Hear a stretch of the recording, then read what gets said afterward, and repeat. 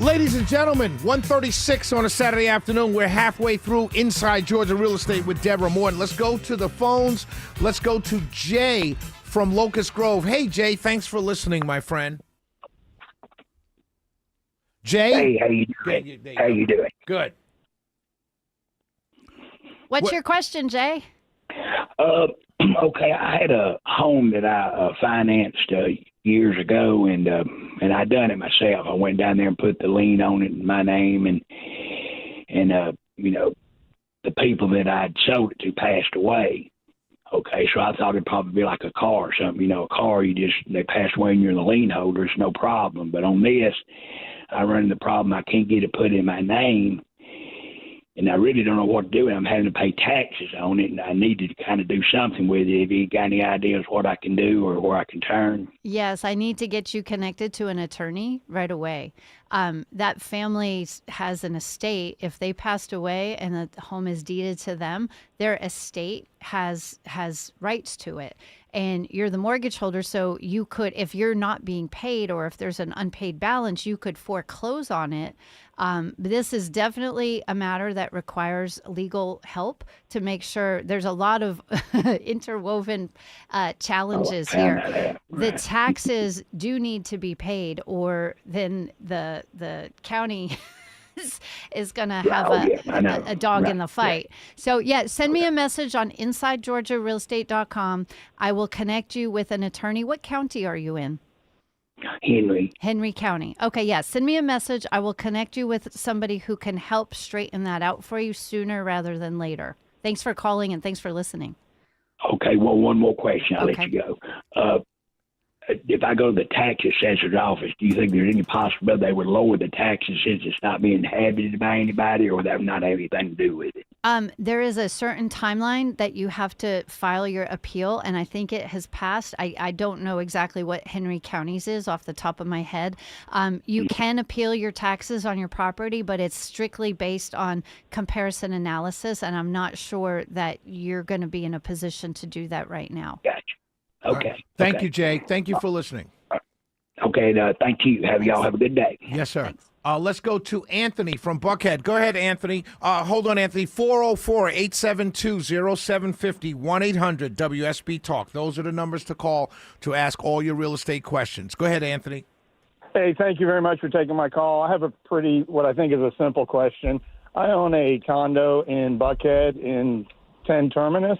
And it was for sale for about 6 months. I took it off the market about 2 weeks ago, but it was for sale for 6 months, priced pretty aggressively.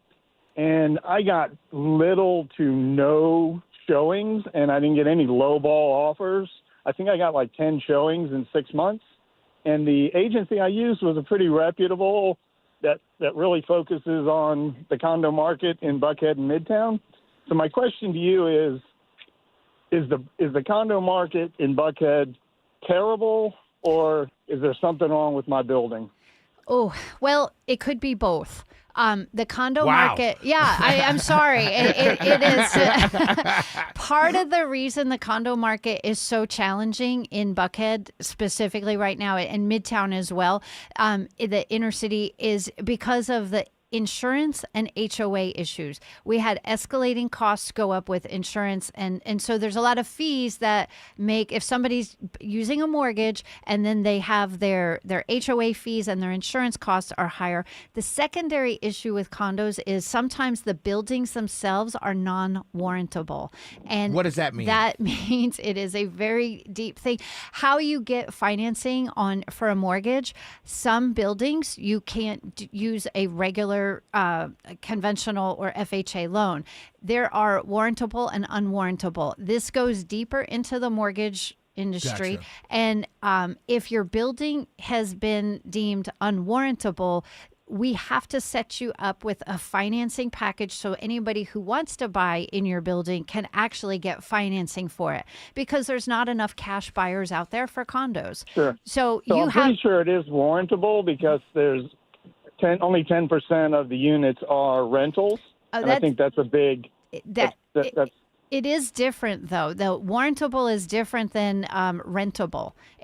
There's a lot of layers in condos that, I mean, I'm sure if it was a reputable brokerage, they looked into all of this. So how we're combating that right now is we're working with lenders who are putting loan packages together to help in the buildings that have deemed to be non-warrantable. We're trying to connect the dots for people to make it easier, because we're not just selling the houses right now, we're also selling the financing packages, which is sad, but that's just because housing affordability is challenging. So we are looking outside of the normal box, getting creative with how do we actually help people sell their homes in difficult situations. But if I heard Anthony, one of the things that he talked about was the lack of showings. Mm-hmm. Is that because people don't? Because it seems to me a lot of people live in Buckhead. So is that because people don't want to live in Buckhead? No, I mean, is it because they don't want to buy a condo? Part of the problem is 2025 was the lowest number of real estate transactions in over 30 years. Gotcha. It was, you had the perfect storm of when you listed,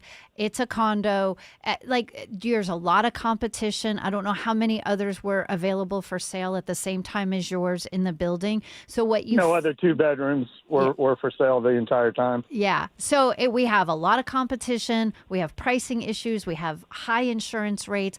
It was the perfect storm in 2025 for this to just be a mess. And Understood. everybody felt it, especially you. And I'm sorry that happened to you.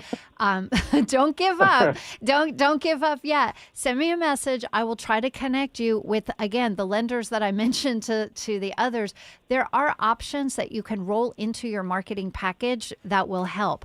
And with the changes, we have an not to get in the political side of things, but the current administration is proactively looking for ways to help make affordability more helpful. And they're working with Freddie and Fannie to all of the actions the current administration is taking now. They're very aggressively looking into other ways to help. So I expect to see in 2026 more opportunities to help us sell houses that we haven't seen in the last several years. Anthony. Awesome. I have one follow-up question, if that's okay. Yeah. Absolutely. How do I know if the building is unwarrantable? That's what I was going to ask. I was getting ready to ask that. I don't have them memorized off the top of my head, but send me a message. I know your building, but just send me a message online and I'll have it looked up for you, and I'll connect you with resources. Awesome. Thank you guys very much. I appreciate it. Anthony, you need to go to InsideGeorgiaRealEstate.com and you can send Deborah a message. I do want to ask a question. What about renting for Anthony? I know, you know. So every building has caps. He said his was 10%. So and the reason for that is that's an HOA restriction. Gotcha. The rental Correct. caps keep them owner occupied, which makes for better neighbors, Absolutely. better buildings. I totally agree. Thanks, Anthony, for listening. We appreciate you. Thank you guys. Bye. I might call Anthony. I should have gotten his number. Yeah. I wonder if he would rent to me. Let's go to Noel from Lithonia. Go ahead. Yes, good afternoon. Shelley, I've been listening to you for many years. Oh, thank you, Noel. Good afternoon, Deborah. Hi. Yes, I have a question. I purchased a home in a condo about a year and a half ago from NACA. I don't know if you're familiar with that program.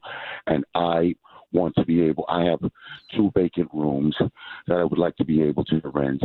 And, I haven't really cleared it with the HOA or with the bank and everything. I want to know, are there repercussions if you're owner occupied? I'm paying a mortgage each month. And, I have a really good, they gave me a really good rate, and it's the mortgage is not that high, but I have to work every single day without fail to make the payments because of the HOA fees and the mortgage. And I want to be able to know, is it legal? Is it okay for me to rent the other 2 rooms without there being any severe? Yeah, it's like having a roommate. Yeah, I mean, of course you should make sure your covenants and restrictions for your HOA will dictate what you can and can't do in your building. It's part of being in a condo association. Where sometimes you'll run into issues with condos is parking is the thing that jumps to mind initially. But no, your mortgage company wants to pay wants to receive your money. Nobody wants to foreclose on your house. Yeah. If you need a roommate, get yourself a roommate. As long as you don't look into that, you can pull leases if you're uncomfortable. If you want to have a written agreement with your roommate situation, then you should certainly have a signed agreement that outline your responsibilities to them and their responsibilities to you, as well as the beginning and the end of the term. Yes, I also have. I also have to know. Do I have to let my lender know what the situation is? I know that I'm most likely I'm gonna have to let the I'm getting conflicting reports. Some people say you don't have to tell them anything at all. Either the HOA or the bank, and other people say that you definitely have to let them know. I don't know exactly, but hold on, no, let her answer. Go ahead. So at the end of the day, you have a ginormous packet of information that you got at the closing table. Those are your loan documents. You can read through those and verify, but I know lots of people who have roommates, and you pay your bills, man. live a good life. Right. Great call, Noel. Thank you so much, Kelly. Thank you for listening. Yep. Thank you. 448-720-0750, 1-800-WSB-TALK. Those are the numbers to call. 448-720-0750, 1-800-WSB-TALK. We will be right back.